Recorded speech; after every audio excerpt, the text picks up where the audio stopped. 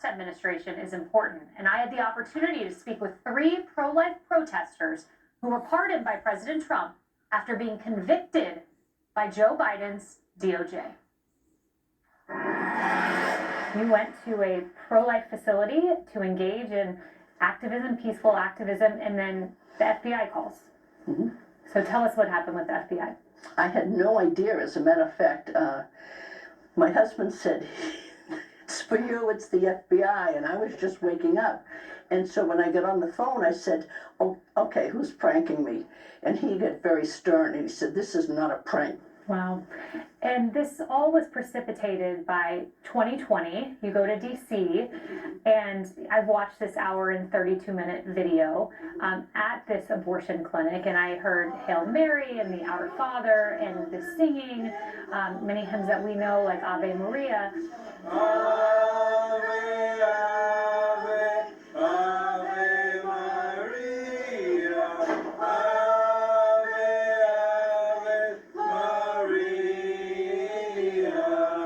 But the judge and the government insisted this was violent. There were several things that were said to us. One was that this trial was not about abortion, which was sort of ridiculous, because that's the reason that we were there, to stop abortions and to love the mothers and the children, but primarily to see if we could intervene and save the life of the babies. And then saving the life of the baby, you often save the life of the mother as well. So while you're going through all of this, President Trump made mention of you. The Biden DOJ got Paula Harlow, a 75-year-old woman in poor health, sentenced to 2 years in prison for singing. She was singing beautifully outside of a clinic.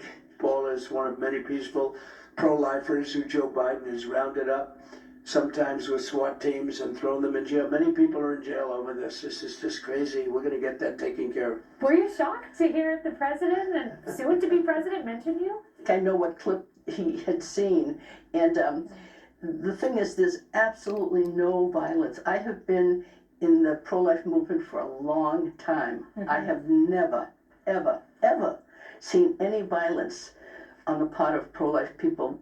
Your attorney said she is requesting that the court allow her the privilege of going to church. Were you shocked to hear a representative of the federal government say you should be unable to go to Mass?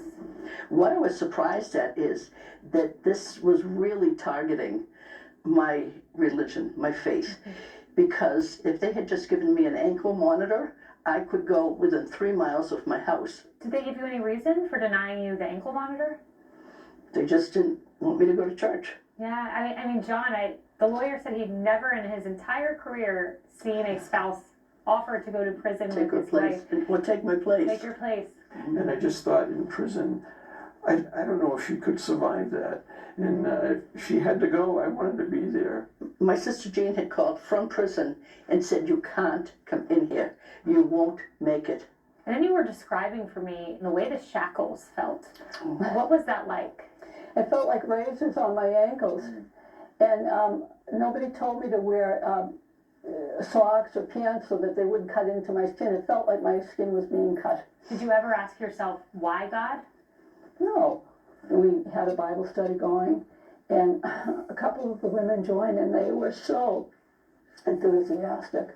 They were so thankful. And one of them said, "Now I know why I wound up in prison, so that I could hear this Bible study." Wow. You know, William, I want to talk a little bit about your time in prison. Could you share with me the condition of the prison? Yeah, where I was in Bravo unit, it was actually a unit that had been condemned. We went over 2 weeks without toilet paper, and some of the guys mentioned that some of the men who were there with gender dysphoria wearing dresses, they could get mascara, lipstick, and perfume, but we couldn't even get toilet paper or basic needs, so there was a lot of neglect. You also had a rather frightening incident. You Yes. busted your head open. I'll let you share this. Fractured your head, and your fellow inmate thought you were dead. And I was on a high steel top bunk of a bunk bed that's about 5.5 feet up, and was saying my prayers in bed, and I fell asleep, and I managed to roll over in my sleep and go right off the edge of the bed. And I was bleeding quite a bit. I was unconscious, but one of the guards even told me later, when they turned the lights on, it looked like a homicide scene. There was so much blood. But when I came back after 11 hours in the emergency room, and some of the Hispanic guys in my unit and others were seeing me. They were making the sign of the cross, and they were shocked because everyone had thought I had died. Do you think God saved you for a reason? God saved me. I believe so. The literal name of the act, and I could not believe it when I read it in the Thomas More Society's advocacy for you and your colleagues, it's literally called the Ku Klux Klan Act. So this is a post-Civil War Reconstruction piece of legislation from the 19th century, never used by Obama's DOJ, never used by Clinton's DOJ, but somehow resurrected by Biden. It's intended to go after lynching in its original form, and they go after you? Yeah, it was weaponization, like President Trump says, and here they're using this conspiracy law that they use on violent Ku Klux Klan member and racists to use against us when we're trying to save lives. It's like totally flipping reality. You said the word weaponization. Yeah. That radical Catholic memo, traditional Catholics are a threat that somehow needs to be monitored. The memo was rescinded by the FBI director. But do you believe this attack is broader than the pro-life community? It's an attack on men and women of faith. Yes, I believe it is. I was appalled watching Garland.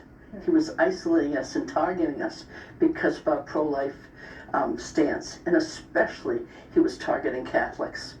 And he just went to Congress and lied. Where were you when you learned about the pardon? They should not have been prosecuted. Many of them are elderly people. This is a great honor to sign this. Oh, I was sitting right next to Paulette, and Trump says promises made, promises kept. We had no doubt that he wouldn't fulfill his promise. So did you get a call, or you found out on TV? Yeah, We found out on TV. You found out on TV? On TV. As fast as I could with my concussion, I made it up the 3 flights of stairs into the TV room, and out there all the guys were watching Fox News, and they said, "You just got pardoned," and they're shaking my hands. 60 guys in the unit all start cheering and applauding, and I was like, this is just such a joyful experience, and many of the guys in there were full of joy too.